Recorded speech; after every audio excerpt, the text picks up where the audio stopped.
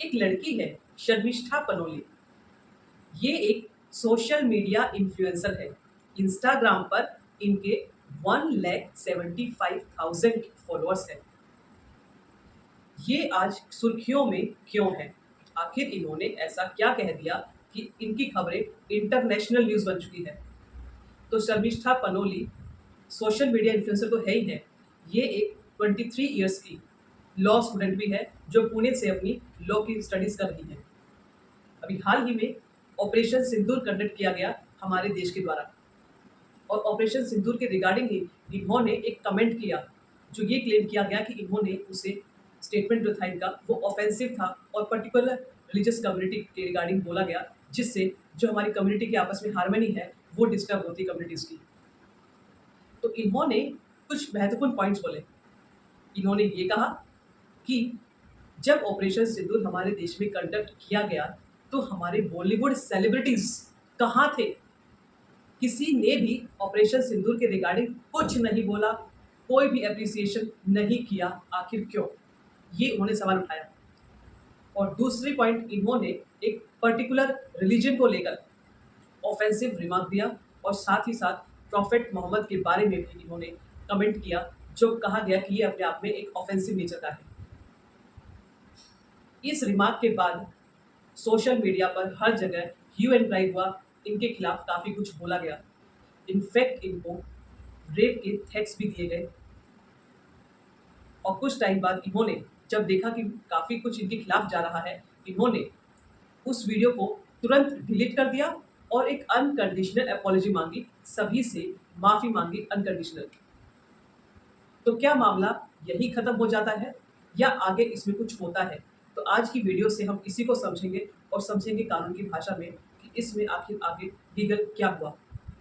So hello friends, welcome to our YouTube channel legal attraction, law की बात no बकवास। So friends, मैं हूँ चांदनी और आप सभी के साथ आज का मुद्दा डिस्कस करूंगी बहुत ही सिंपल सरल भाषा में, और बताऊंगी कि हमारा जो देश का कानून है वो इसके रिगार्डिंग क्या बोलता है, ताकि जो आज का इशू है उसमें आप अपना ओपिनियन रख सके बहुत ही सटीक तरीके से with logical reasoning and legal reasoning. So आज का जो मुद्दा डिस्कस किया हमने, जहां शर्मिष्ठा पनोली ने एक वीडियो बनाया, बाद में उसे डिलीट भी करना पड़ा, लेकिन मामला यही नहीं रुका। कई कई जगहों पर इनके खिलाफ एफआईआर दर्ज कराई गई। दिल्ली में, हरियाणा में, वेस्ट बंगाल में और काफ़ी डिफरेंट जगहों में इनके खिलाफ एफआईआर दर्ज की गई बीएनएस भारतीय न्याय संहिता के अलग अलग धाराओं पर। और जो वेस्ट बंगाल की जो पुलिस है वो उनको गुरुग्राम में जो उनका रेसिडेंस है वहाँ से अरेस्ट करके ट्रांजिट रिमांड में ले गई और पेश किया वेस्ट बंगाल जो कोर्ट है वहाँ पर। वहाँ पहुँचने के बाद पुलिस ने इनकी पुलिस कस्टडी की भी डिमांड करी, लेकिन कोर्ट ने पुलिस कस्टडी ना देते हुए इनको भेजा 14 डेज की जुडिशियल कस्टडी में।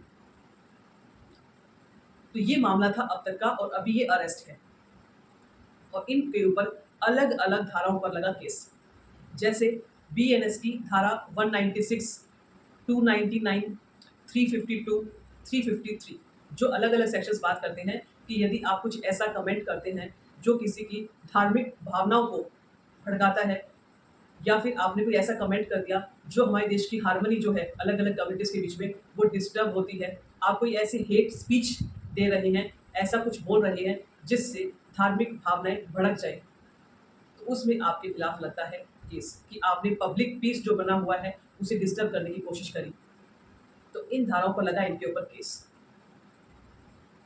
तो इस मुद्दे पर हम आज ये बात करने जा रहे हैं कि जब इनको अरेस्ट किया गया तो इन्होंने अरेस्ट करते वक्त एक बात कही कि हम एक डेमोक्रेटिक नेशन में हैं, हमारा देश लोकतांत्रिक है, हमको बोलने की आज़ादी है। तो ये कैसी आज़ादी है कि हम यदि अपना पर्सनल ओपिनियन रखते हैं तो आप हमें अरेस्ट कर दे रहे हैं? ये तो डेमोक्रेसी हुई ही नहीं। ये उनका कमेंट था जब उनको अरेस्ट किया गया। तो आज हम ये बात करने जा रहे हैं कि हमारा कानून इस पे क्या बोलता है कि क्या आपको बोलने की आज़ादी है? अगर बोलने की आज़ादी है तो किस हद तक है? क्या आप कुछ भी बोल सकते हैं, या आपको क्रिटिक्स करने का भी अधिकार है कि यदि किसी ने कुछ किया तो आप उसका क्रिटिक भी कर सकें, कुछ आलोचना करना क्या आपका अधिकार है? ये समझते हैं। देखिए, उन्होंने यही कहा था कि हमारा बोलने का अधिकार है, हम एक लोकतांत्रिक देश में हैं। हमारा देश का संविधान, कॉन्स्टिट्यूशन, जो हमारे देश की आत्मा है, उसमें आर्टिकल 19(1)(a), अनुच्छेद 19(1)(a) कहता है कि we have freedom of speech and expression, कि हमें भी बोलने की आज़ादी है, अभिव्यक्ति की आज़ादी है।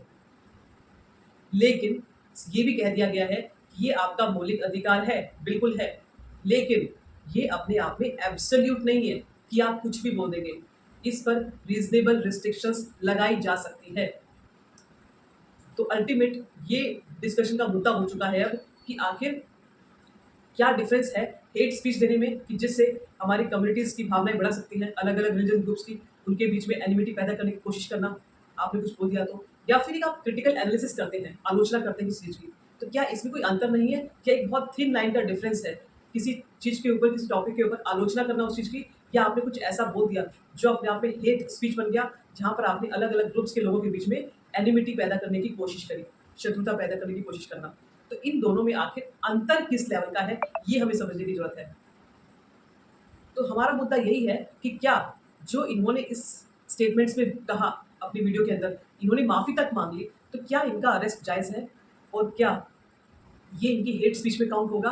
क्या हम इसको ये नहीं कह सकते इन्होंने इनका क्रिटिकल एनालिसिस किया है कि आलोचना करना भी इनका एक अधिकार है?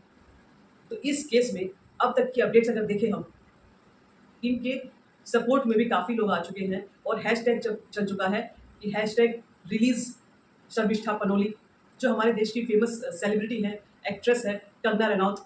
उन्होंने भी इस बात का खुलकर समर्थन किया है कि उनका अरेस्ट बहुत ही गलत तरीके से किया गया है और इनको इमीडिएट रिलीज़ करना चाहिए। और इनफैक्ट जो हमारे बार काउंसिल ऑफ इंडिया के चेयरपर्सन हैं मनन कुमार मिश्रा, इन्होंने भी इस पॉइंट पर क्लियर कहा है कि इनका जो अरेस्ट है वो गलत तरीके से कहा गया है। इन्होंने कहा आज की यूथ है थोड़ा एग्रेसिव हो जाती है, वर्ड्स का शायद गलत इस्तेमाल किया होगा, लेकिन इन्होंने अपनी वीडियो को डिलीट किया, अनकंडीशनल माफ़ी भी मांग ली, अब इनका अरेस्ट क्यों? और बात पहुंची इंटरनेशनल लेवल तक।